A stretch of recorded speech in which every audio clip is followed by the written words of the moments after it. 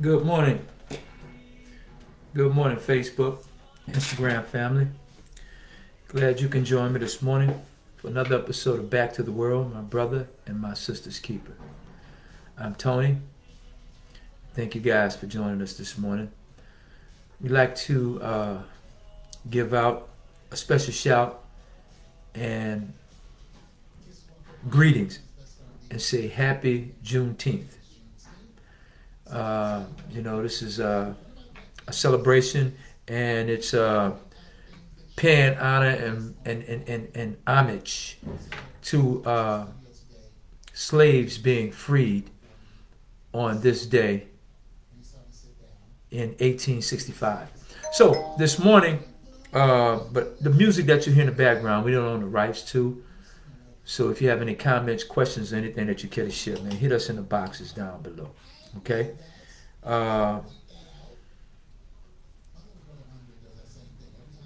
We just wanted to talk a little bit about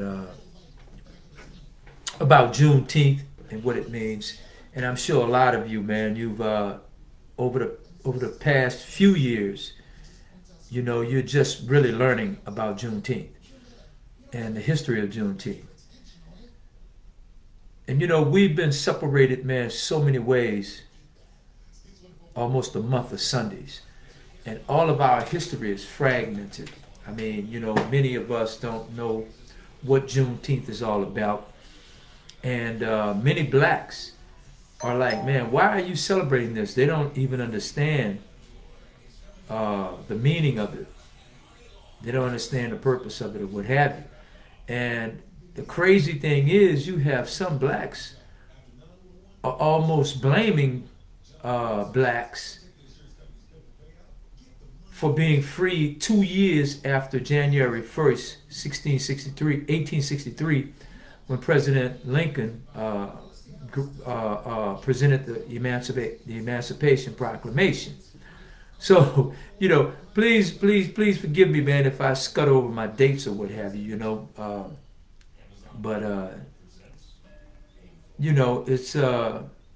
it's a travesty because, I've traveled around this country and abroad, and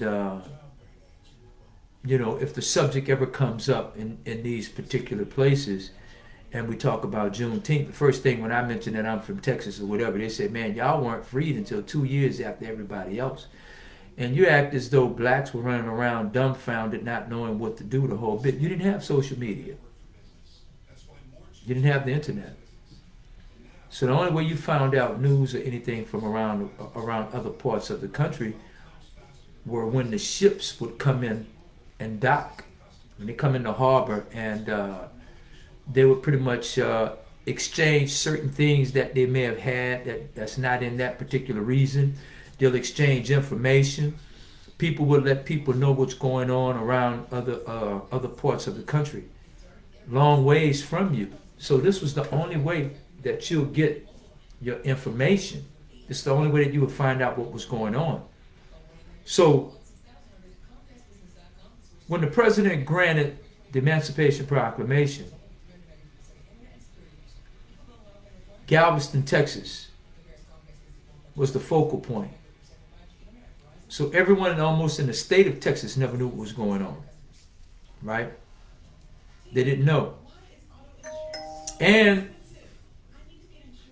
we don't know for sure, but because no one has acknowledged it, but we don't know if the white slave owners even knew that blacks were freed at that particular time. I mean, if you're dealing with homing pigeons, and if you're dealing with, if you're dealing with the Pony Express, chances are they would have known. But maybe they suppressed it, and they didn't let blacks know that they were free. And so you were getting more mileage out of it. So you got 2 years worth, more worth of free labor, as it would be. So what happened now, it wasn't until General Granger caught that boat from New Orleans, and you had slaves on that boat that were working. And when they got to Galveston, they realized that the slaves, that these slaves were still working, and they were still enslaved. So they finally let these people know that, hey, look, man, the slaves been free for 2 years. What are you guys doing? And I know it didn't take two. I know that that boat had to have come from New Orleans to Galveston at least a couple of times within the past 2 years. So we really don't know how that message was leaked out. But I'm sure within that 2-year period, much sooner, blacks could have been told that they were free. All right? And now it's like at a point where, this is, it's just another manner, another method of splintering a people. And now you have people that feel that they're superior to others because in their city their forefathers weren't freed until 2 years later. How does that make a difference? In some parts of Texas, man, slaves even got their land, like Crosby, Barrett Station, and what have you, down in that area. I'm sure there are many other areas as well, but blacks got property. They got land. I just think that we should stop using things to separate us more so than we already are. This was done during slavery when blacks worked on the plantation. Certain blacks had other privileges that other blacks didn't. And those particular blacks would look down on the ones that worked in the fields. And during my incarceration, I was incarcerated with a gentleman that has over 230 IQ. He was a CIA agent. And we used to sit down and talk. This guy was so intelligent. His IQ was so high until, it was almost as if you were transparent. He could look straight through you, man. And, whatever conversations you have, whatever you enjoy talking about, he paid attention to all of your quirks, your little idiosyncrasies and your tales. He didn't play poker, he played chess. No one ever beat him. But at any rate, we sat down and we talked. And this man said he'd never been around many blacks. He never lived in the ghetto, or what they deemed the ghetto. But as this guy and I talked, he said things about our communities as though he were sitting right there. But you see, he was a war historian. He was a battle historian, and part of his job or his profession with the CIA was to infiltrate and manipulate the political and the social structure, right? And this man basically said something that I always knew, but just to hear someone that were white and of his age, he said that it is the general, all these Machiavellian and the power and the 48 Laws of Power book, they came after he talked to me about this, not Machiavelli, but 48 Laws of Power. This man said, you must create chaos against a cozy faction. In other words, two people that are cool and calm with one another. He said, because you know what? You're going to always be challenged by one of the two if they're on different pages. But if you get them on the same page, now well, actually said if they're on the same page, but he said if you split them up and divide them and then you gain control via chaos. So he said that if they're calm, cool, and collected, and they're partners and they're real cool, he said 9 times out of 10 you're going to have a problem. He said you must create chaos, And when you create the chaos, you must show that you settled it or you solved the chaos. And when you do that, they're going to be both beholden to you. And that's what happens. And that goes that old saying, divide and conquer. But see, many people can't see that, because when you hear the term divide and conquer, it just sounds so cliche and so cool. But you really don't give it no thought. But when you break it down into its purest essence, this is what happens. I had a conversation at the Cigar Lounge a few nights ago, and there was a young lady that was there, and she was a government contractor, and she was based in Afghanistan, Kuwait, Iraq, and she said another country. I can't quite remember, but it was all over. Qatar. So in these countries, she was talking about how many of them, not all of these Muslim countries, treated women harshly.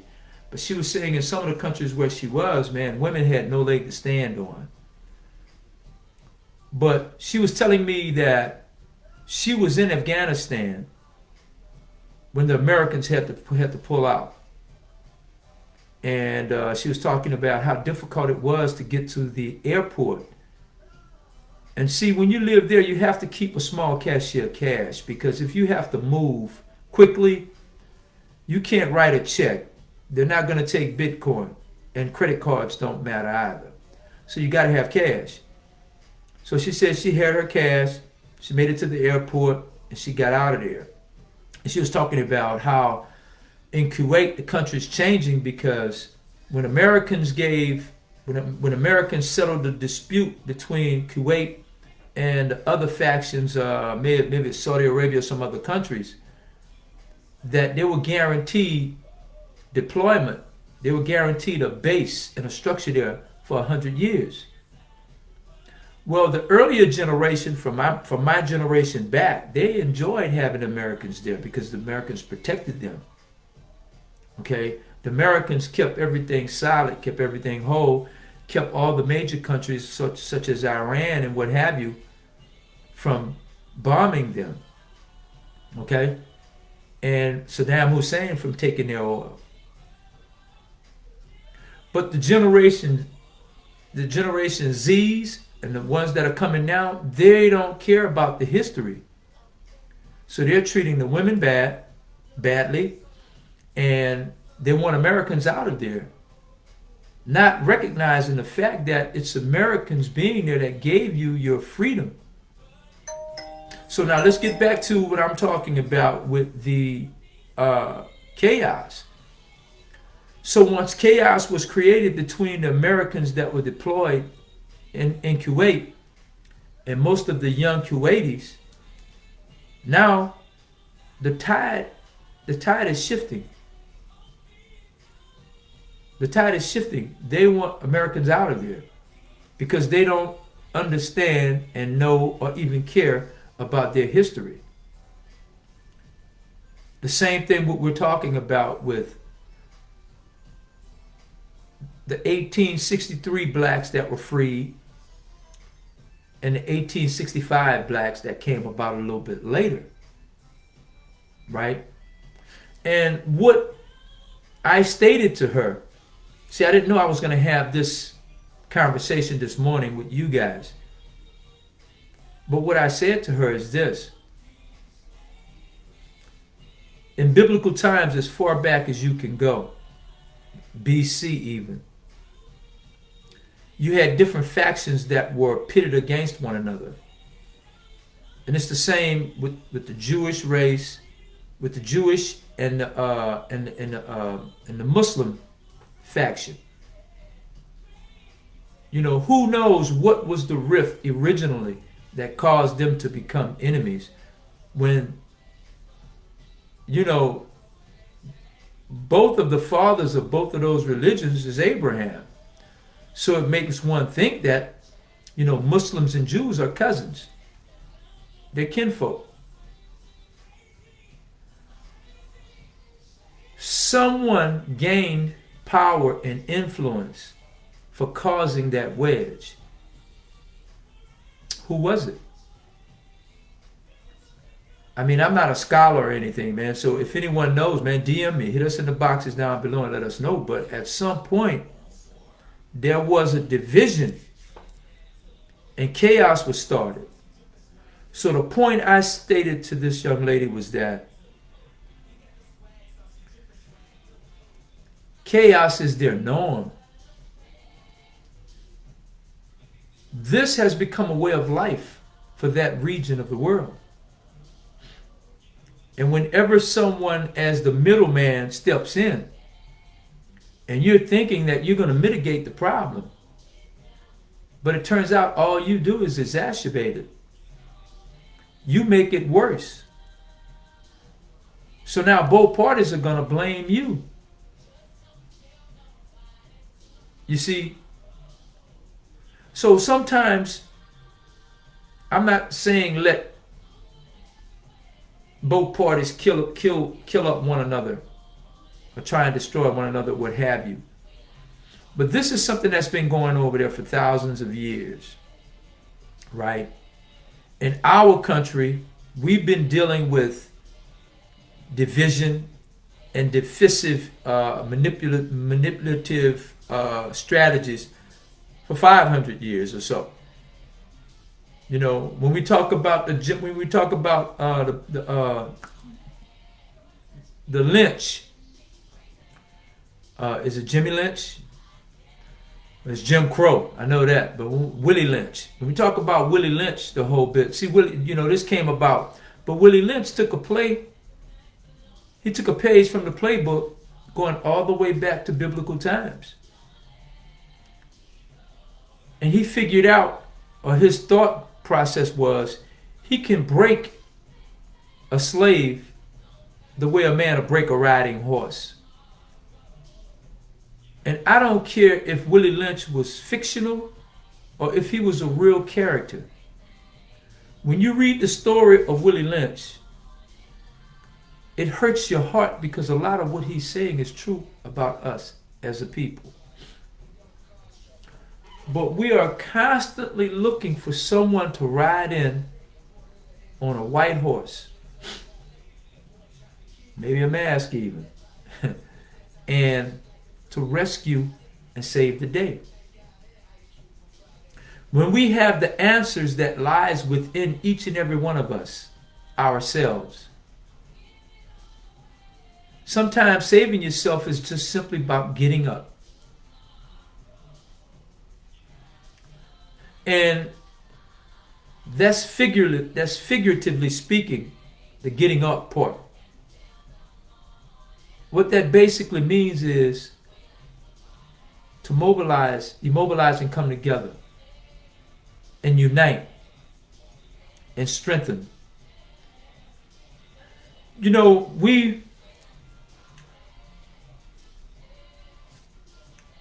my young friend and I were talking this morning. We were discussing value, leveraging, empowerment, unity. And we were discussing all these things. And these are all the things that we need. But many of us are lacking. And it's just like with any business, right? Sometimes there are certain things that we may sell as a business person.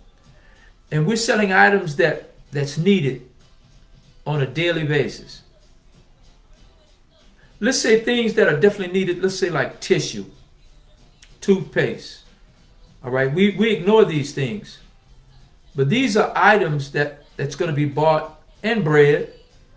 These are items that's going to be bought by people on a daily basis. And we can say deodorant as well. But what happens is we become too selective as to whom we want to purchase this for. But in our community, if each one of us sold all of those items, I don't necessarily mean all, but let's say one person sold each One person sold the toothpaste, one sold the tissue, one sold the deodorant, and what have you. You will sustain that entire circle because each and every one of you need each and every one of those items. So you're going to circulate your money, and that's what circulating your money in the community is all about, right? That's unity, right? Unity is when you realize, when you all come together and you start selling a product. That's unity, right? Empowerment is when you took the initiative to do it and to come together. Money circulating within your community, you're doing that now because each and every one of you are shopping with one another. So everyone rises, everyone uplifts, everyone unite. So all of these things are granted just by you doing one thing, right? But you see, we won't see it that way. We'll step outside of our community to go buy a tissue, toothpaste, mouthwash, whatever the situation may be. We'll step outside of our community to go and purchase these items from someplace else. And there's a saying that goes, we do this because we think that this person's ice is colder than ours. Couldn't be more sadly mistaken. I think we get so caught up on labels. I mean, we're more concerned about labels than we are about sustaining as a people. When I read history, when I read different stories about history, the whole bit, it really blows me away. And you look at some things back there and you talk about how powerful the people were and how knowledgeable they were to come together. Because see, necessity is the mother of invention. If you had a desperate enough need, it will bring you together. But you can't just turn it on and come together as though you had that need. I can't think of nothing that's needed more than what we need right now. And that's unification. But back to the story. I read about all the different empires and how long some of these empires controlled their region or their world as they knew it. And you've had some that ruled for 700 years, some that ruled for 1,000, some that ruled for, I don't think any more than that, or right at 2,000 years. That's 2,000 years. No one lived outside of that regime from its inception to its end. No one has lived. So you had people that were born and died, and all they knew of was the Roman Empire, the Egyptian Empire, the Persian Empire. That's all they knew, right? And then you had leaders that lived, and then their offsprings or whomever they controlled after that, and the whole bit, so on and so forth. Genghis Khan and the whole bit. So then you read about a people that was a part of that empire, and that entire race of people were annihilated. That entire race of people were demised. They're non-existent. And they did it within a couple of 100 years. Now we're on 500 years. And man, we're going through so much, you'll be surprised. Every little thing is being taken from us, and we're not fighting back. We're not pushing back. We're not doing anything to try to save us as a people. We keep talking about culture. Who cares about culture when it's your life, your livelihood, your sustainability? But we want to blame blacks for being dumb and illiterate because they were freed 2 years after the rest of the blacks in the nation were freed. When we get in this discussion, the first thing I hear blacks say, some guys that's from other parts, well, man, that's regional, man. That's regional. Okay, it is regional. So some of your brothers and sisters were late to the party. Does that give you a reason to feel like you can denigrate them or discredit them? I'm sure that they would have freed themselves much sooner had they known, or they would have spoke up about it. Man, it's paramount. It's paramount that we try to find. We got to find that happy medium. And we have to stop relying on or hoping that that white horse, that man on the white horse will come in and save us. We have to do it for ourselves. And that is really what Juneteenth is all about. All the atrocities that has happened in our lives and everything, and continue to happen. And then you find out that you weren't free for 2 years. Now that we're free, what do we do? Because many things have not changed. And a few things that had changed, now they're reversing. So where's the advantage? Where's the edge? You know, the Honorable Elijah Muhammad, you know, just with most religious gentlemen, I don't necessarily agree with 100% of what they all say. You know, just like I'm sure people don't agree with everything that I say, and I understand that, and we have to look at both sides. We have to look at, because see, someone benefits either way. It's just like a situation, if there's a choice that needs to be made, one person says yes, another person says no. Someone is going to benefit from both sides. All right? Because you can't apply Solomon's rule. You can't split the baby. So with that said, right,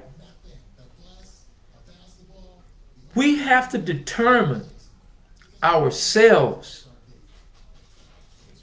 what are we going to get up off our asses and do?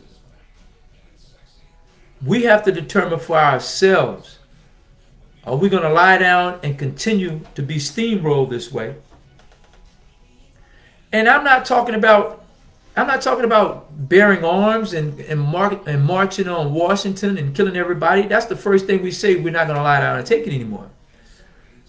Well, see, simply all you have to do is get up off your ass, holler at your neighbor, and have your neighbor holler at that neighbor, so on and so forth, and y'all decide to get up and y'all do something about it. You unify. You come together. You get a plan. And see, we start with food, clothing, and shelter.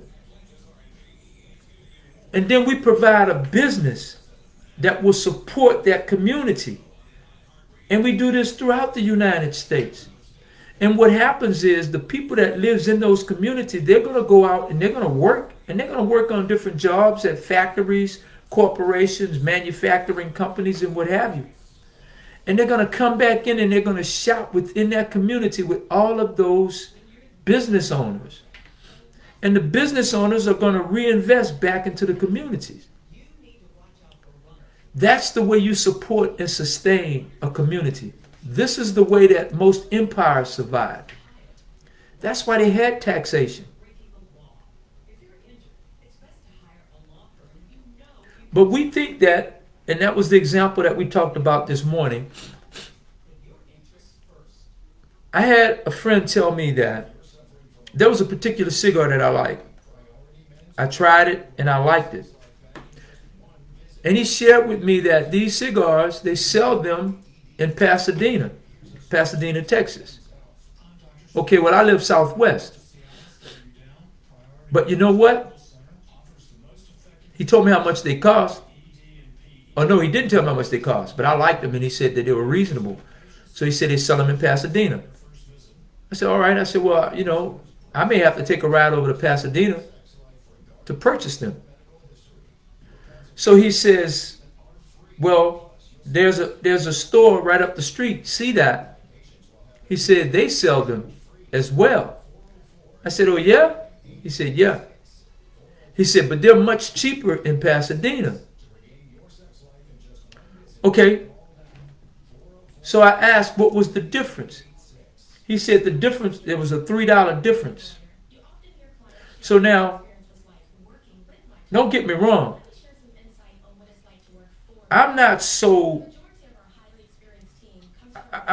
anal retentive that I wouldn't just want to jump in the car and drive over to Pasadena to purchase these cigars at a $3 discount, which would be considered a value.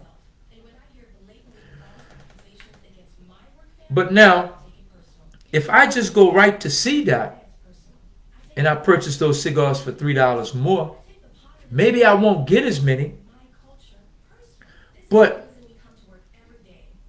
it's not a waste. But I won't have to utilize gas. I have to endure the traffic. And then there are other things that I could be doing with that time that I'm spending on the highway, going to Pasadena to purchase these cigars. So now many people, so let's weigh that. We have to understand leveraging and value in the whole bit.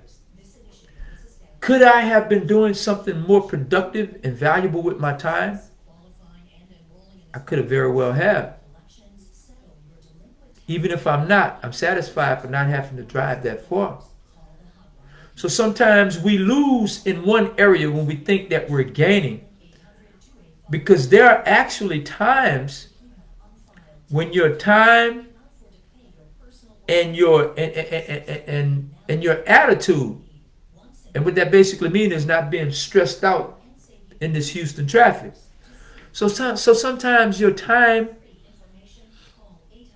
and a healthy attitude is more valuable than saving $3. We have to understand this in life, period. So if you are tired of something, you have to at least do something about it, or you have to suck it up and stop complaining about it. When I say that we are our brother and our sister's keeper, we are. There's a food drive that's going on right now today. And the weather is bad, but people are still showing up. It goes to show you how much we're hurting. And it's not just blacks. It's not just Hispanics. There's whites, Middle Easterners, and Asians in line as well. People are hurting, ladies and gentlemen, all over the world. So, while you're sitting back and in observance of Juneteenth, whether you feel that it affected your life as a person personally or not, just realize that there were some people that were deprived. Some of our forefathers died within that 2-year period. They died never knowing that they were already free. And they may even feel that, I hear a huge truck, ladies and gentlemen. They may even feel that God had forsaken them. But that couldn't be further from the truth. He had already delivered their blessings. It was man's fault. It was man's fault, but we're not going to even blame man. It's just the way that things happen. Right? So just know that it was not your brothers and sisters' fault that they weren't freed until 2 years later. Stop thinking that you're superior. Stop feeling that you're better. Right? And we should all try to help and uplift one another. So use that day, man, in observance of Juneteenth. Celebrate by embracing your people. Forget culture. You know, we're bigger than a culture. We're bigger than a culture. Because everyone that's black doesn't like hip hop. Everybody that's black doesn't like jazz. I had a conversation with a bunch of guys on sports, which I hardly ever do. And the debate was always Michael Jordan, LeBron James. And, you know, I heard quite a few guys say they love LeBron James, and they stated why. But I heard those same guys say that they couldn't stand Michael Jordan and they hated him. So you had people in there that just couldn't believe that. I myself, I'm a Michael Jordan fan. But I embrace LeBron's game. But there can never be a debate with me about who's the GOAT. You know, I'm just looking at who has the greatest impact on basketball as we know it, period. Not just this day. You know, it just so happens that it came along in that era. But it reaches all the way back and it's moving forward. The chain is being moved. Anytime anyone comes into the league and say that I was influenced by this guy or whatever the situation is, they're paying homage, right? But, you know, what helped me understand people not liking Michael Jordan, it was a conversation that I had experienced many years earlier, back in the 80s. I ran into some people. I grew up on soul music. I grew up on R&B. Well, actually, I grew up on all sorts of music. I'd gone to rock concerts, jazz. I love jazz, pop. You know, I just love music. So what happened in all of my years, up until this time, not this time, but at that time of the conversation, I ran into someone that did not like Stevie Wonder. I ran into someone that said they could not stand Stevie Wonder's music. That same person didn't care for Marvin Gaye. I was in my feelings. I was hurt. I couldn't believe that there weren't anyone on the face of this earth, black or white, that didn't like Stevie Wonder and Marvin Gaye. And then as time came on, in the mid 70s, well, it was the late 70s, early 80s, I ran into someone that did not like Maze. Couldn't stand Frankie Beverly and Maze. And you know what? When I first heard these people say that, I initially wanted to fight. I'm just being honest. Because I felt like, man, how can you not like your culture and what have you? So this is how I felt. But then after I thought about it, and some of them, it would have been just a slaughter. I don't know if it would have been me or them. But the point is, after I got over my anger, I said, maybe these people are crazy. Right? Then let's move forward. I was living in Los Angeles and I had gone to the studio.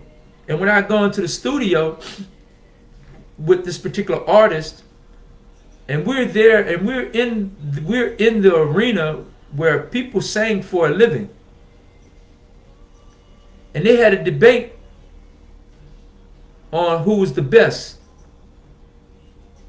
Whitney Houston or Mariah Carey.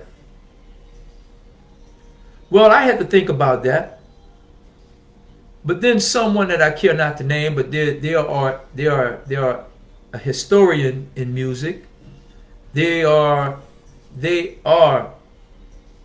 ear is the ear from God. And they said that Whitney Houston was the best. And they named other points why. It was like comparing Michael Jordan to LeBron James and so on and so forth. But he was saying that Whitney Houston could hit every note that Mariah Carey hits, but Mariah Carey couldn't hit every note that Whitney Houston did. And he was talking about the enunciation, the tone, the inflection, and I sat there and I listened and I understood that. But that was a professional that was giving their professional opinion. But people are going to like whomever it is that they like. And I just could not believe that a person didn't like Marvin Gaye, Stevie Wonder, and Maze. But this is what makes us who we are. There are going to be differences. But agree to love the sport. Agree to love the art. You're free to like whomever it is you desire. But don't hate the other person for liking them. That's it for me today, ladies and gentlemen. Enjoy your day. Don't eat too much. And I hope by now you've already said a silent prayer for all of us who passed on, and all of our forefathers and sisters and mothers that passed on, not knowing in this lifetime that they were already free. Peace. Thank you.